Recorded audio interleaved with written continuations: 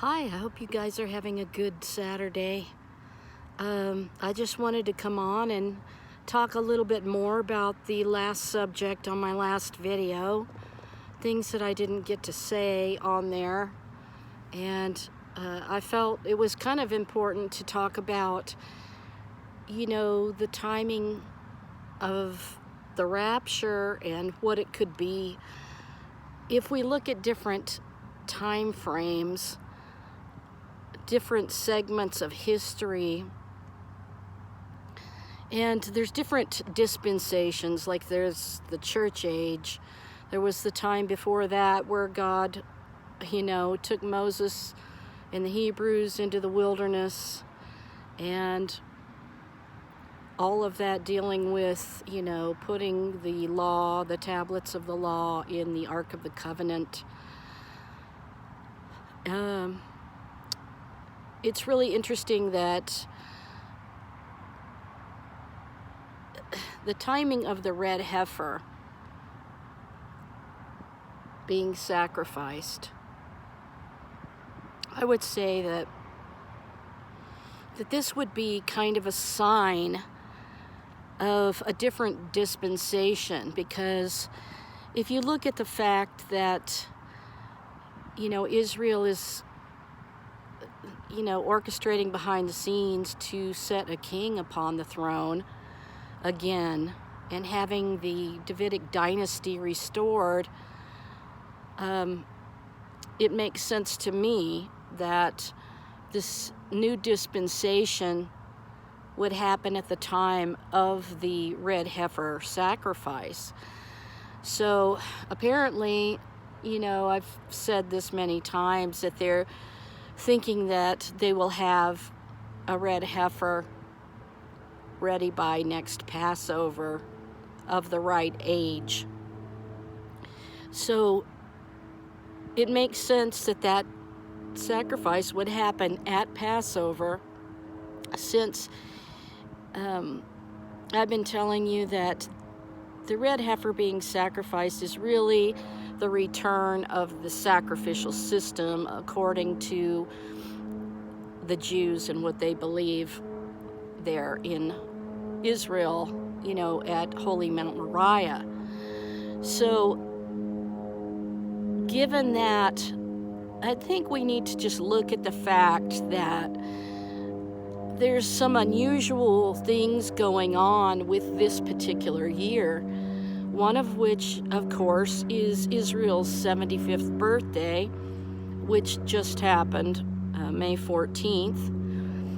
And think about the fact that King Charles III was born when Israel was born, 6 months after Israel became a nation because of the British Mandate. And Britain was ruling the Holy Land at that time. And because of the Balfour Declaration, this caused the conflict between the new state of Israel and Palestine, or the Palestinians, so-called. So just think about, what are the odds of Queen Elizabeth II having the longest reign of any monarch, 70-year reign, which is such a significant number to God, and then having Israel's 75th birthday immediately after King Charles III, who was born when Israel was born, 6 months later. And then what if, as I said, I believe that since they've been looking at becoming a member state of the Commonwealth, Israel and the Palestinians, doesn't it seem strange to you, the timing of all this, that the King Charles III, he grows up and he doesn't become king, and his mother reigns for the 70 years. He's born when Israel's born, 6 months later, and at the end, he would be elevated as the anointed king to sit upon the throne. If Israel does become a member of the Commonwealth and the Palestinians become a member of the Commonwealth, this would put King Charles III as the king over their countries and like a figurehead. If they have the type of British parliamentary system through the monarchy, then this would give, the permission for Benjamin Netanyahu to continue being prime minister and Isaac Herzog still being the president. And they would not lose their positions of power. They would just have this king over them. And I think it's really significant to think about the 75th birthday and thinking of King Charles being born when Israel's born and growing up and not becoming king until Israel's just turning 75, May 14th. And then, to think that he would be the king that would be the one brokering the peace between Israel and the Palestinians, because it was the British mandate, the Balfour Declaration, that caused the big rift between the Palestinians and the Jews. So putting him as their anointed one, which you become anointed when you are coronated, it makes sense to me that these numbers of years that have gone by, and then waiting for the king to grow up, and then he's suddenly coronated after the queen dies after 70 years. I just think that is phenomenal to think about, the timing of it being 2023.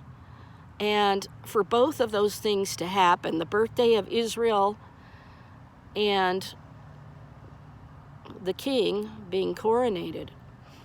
So they had the largest British delegation of the House of Lords recently go to Israel. They were there till Thursday. And Britain just signed this agreement of trade and tech, and it includes climate change and gender and medicine, like, vaccines, everything. And remember, Benjamin Netanyahu had said that Israel would be a great country to, quote, and I quote, experiment on their country with those things. I have to watch my words carefully. So I just wanted to say how significant the timing of this is. There has really not been a monarch that has had such a long reign as Queen Elizabeth II, except Queen Victoria, and for King Charles to just wait in the wings, and then suddenly be coronated on Israel's 75th year. And they've been talking to him, as we've discussed in a lot of my videos. He has knighted, and his mother, the queen, knighted some of the rabbis that are very close to the family. And we know that King Charles III wore the kippah on his head, that velvet blue kippah with his 3 ostrich feathers symbol on it. And I talked about the kippah in my book, and that it's really to be worn on the back of the head, the back of the skull, because it is to remind you that there's a God above you, and that everything you do, God is watching you. So I find it kind of strange that it's become kind of common for these people to, put their own insignia on the kippah, which I don't think that they should, because it's supposed to be a reminder of God, not themselves, So taking into account that this year is such a significant year for King Charles to ascend the throne, when Israel turned 75, and he's been waiting in the wings since he was basically all his life. He's been waiting to become king.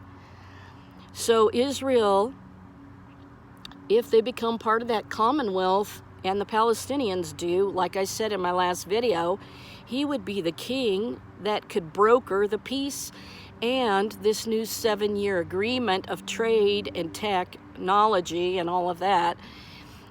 They basically plan on working together with the UK and its government in developing all kinds of technology and pushing the green agenda.